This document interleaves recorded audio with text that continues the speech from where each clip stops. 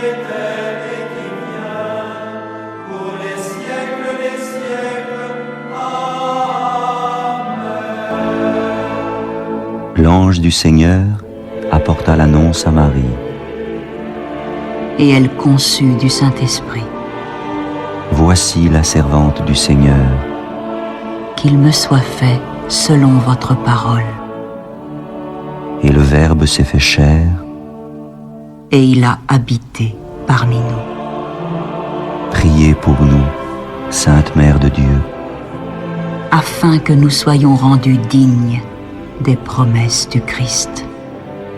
Daigne, Seigneur, répandre ta grâce dans nos âmes, afin qu'ayant connu par le message de l'ange l'incarnation du Christ, ton Fils, nous arrivions par sa passion et par sa croix à la gloire de sa résurrection. Par le Christ notre Seigneur. Amen.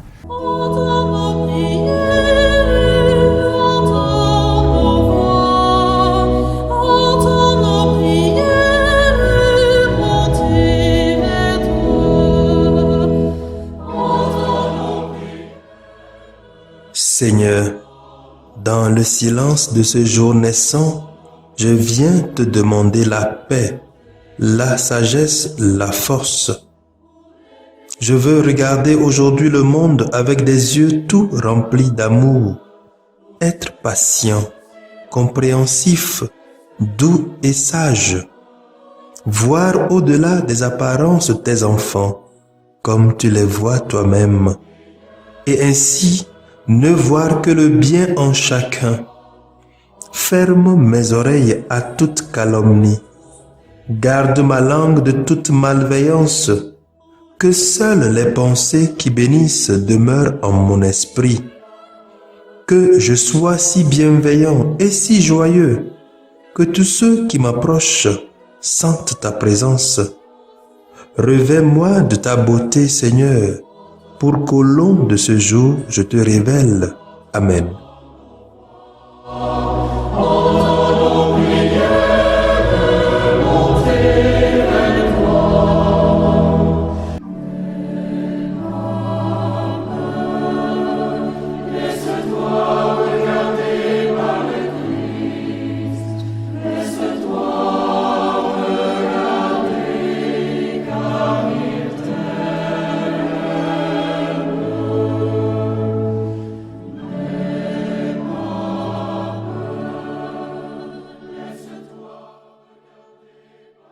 Écoutons le texte de ce mercredi 20 janvier 2021, lu par Sœur Lucienne Tandiateba, sœur de Notre-Dame des Apôtres, et du diacre Nestor Palachao, de la Société des Missions Africaines, commenté par le Père Victor Aziablé, de la Société des Missions Africaines.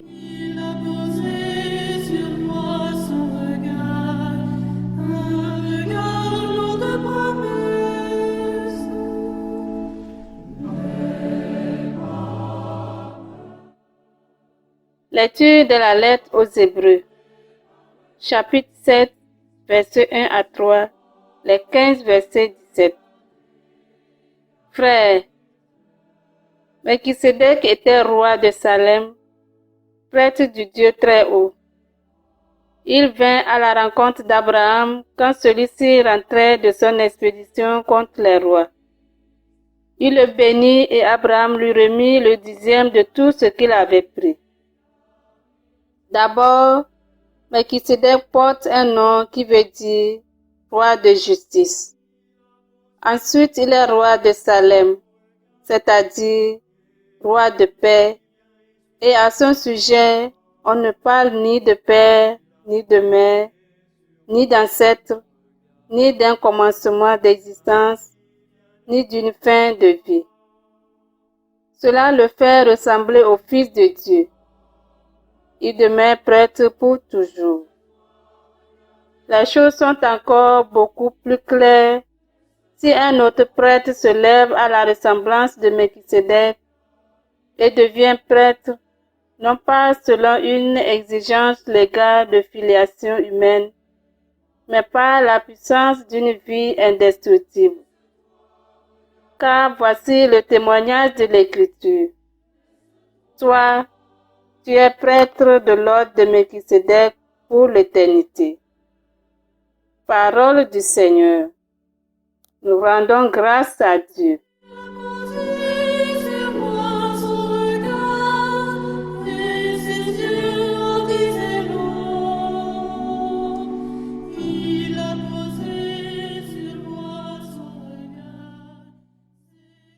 Tu es prête à jamais selon l'ordre du roi Melchisédek. Oracle du Seigneur à mon Seigneur siège à ma droite, et je ferai de tes ennemis le marchepied de ton trône. De Sion, le Seigneur te présente les spectres de ta force, domine jusqu'au cœur de l'ennemi. Tu es prête à jamais selon l'ordre du roi Melchisédek. Le jour où paraît ta puissance, tu es prince éblouissant de sainteté.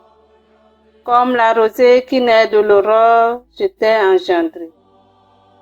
Tu es prête à jamais selon l'ordre du roi Melchisédek. Le Seigneur l'a juré dans un serment irrévocable. Tu es prêtre à jamais selon l'ordre du roi Melchisédek. Tu es prête à jamais selon l'ordre du roi Melchisédek.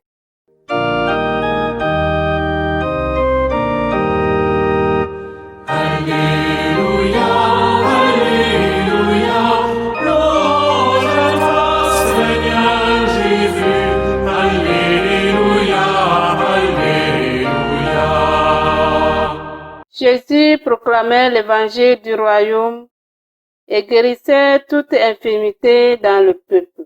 Alléluia, Alléluia, louange à toi, Seigneur Jésus. Alléluia, Alléluia.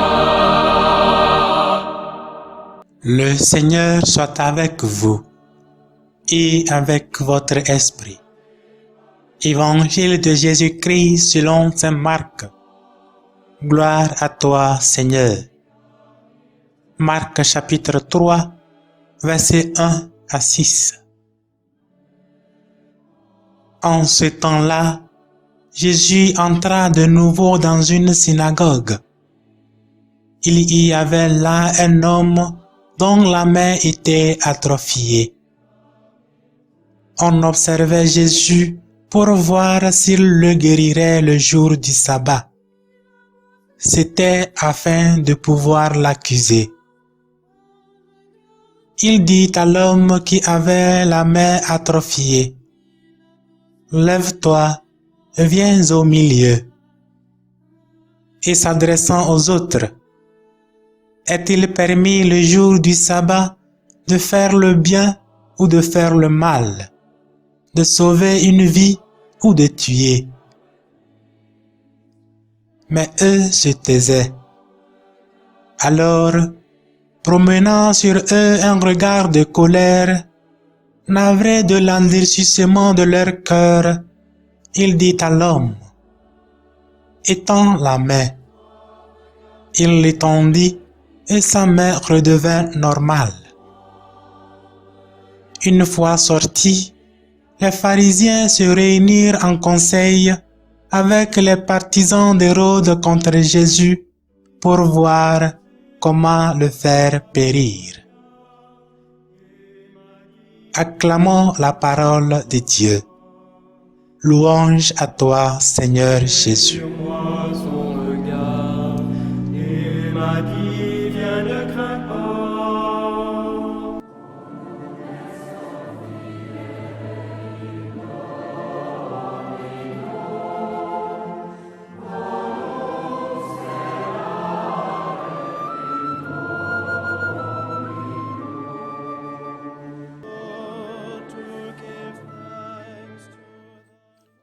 Il y a bien des hommes et femmes qui sont très allergiques au changement, même si tout le monde est unanime que les choses vont de mal en pire.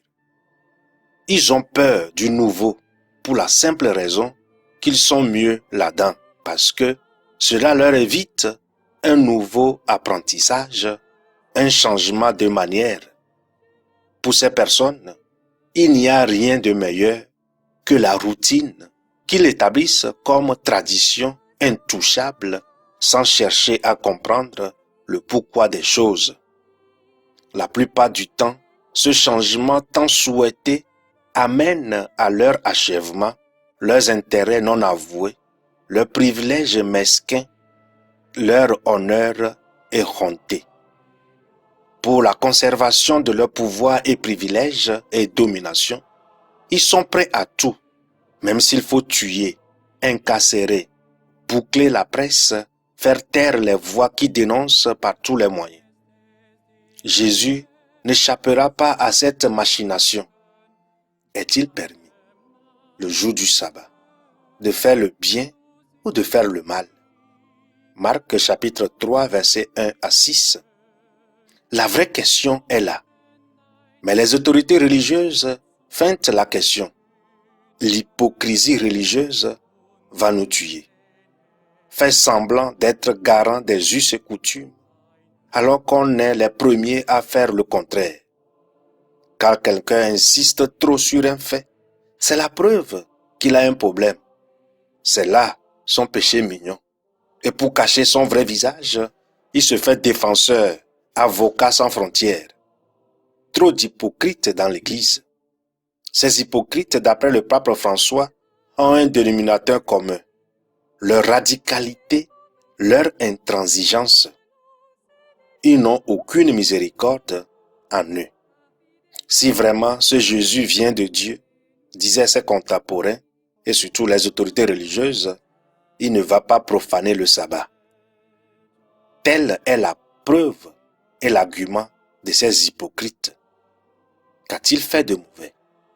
Donner la vie à une personne malade, une personne qui a besoin d'aide, est-ce une profanation? Pour les hypocrites, une vie perdue n'est pas un drame. Que nous importe qu'il y a des morts, des pauvres, des malheureux? Ce qui importe, c'est maintenir mon confort, mon privilège, mes intérêts. Et pour ce faire, une bonne conscience, on cite à tort et à travers les propos de Jésus. Les pauvres, on en aura toujours. Ce n'est pas le christianisme qui est le problème. Ce sont les chrétiens que nous sommes qui constituons le problème avec notre vie double, notre vie d'hypocrite avérée. Cette double vie donne à vomir aux autres qui s'interrogent sur la vérité de l'Évangile. Nous avons un Dieu qui est amour. Nous, ses enfants, sommes-nous amour les uns avec les autres? Et pourquoi cette division entre nous? Le Christ serait-il divisé? L'amour, n'est-ce pas la communion qui le caractérise? Notre division est un contre-témoignage. En cette semaine de prière pour l'unité des chrétiens, laissons de côté nos réflexions humaines où nous avons fermé Dieu pour aimer comme lui nous aime. C'est en aimant comme Dieu que nous allons surmonter nos difficultés existentielles et cette vie double d'hypocrites qui nous font faire comme des avocats défenseurs alors que nous-mêmes avons des problèmes.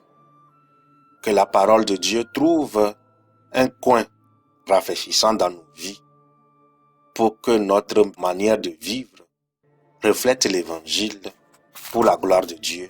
Amen.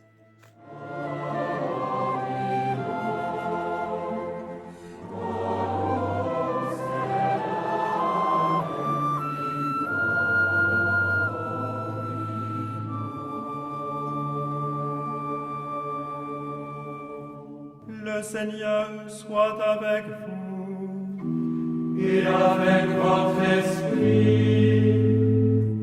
Que Dieu Tout-Puissant vous bénisse, le Père, le Fils et le Saint-Esprit.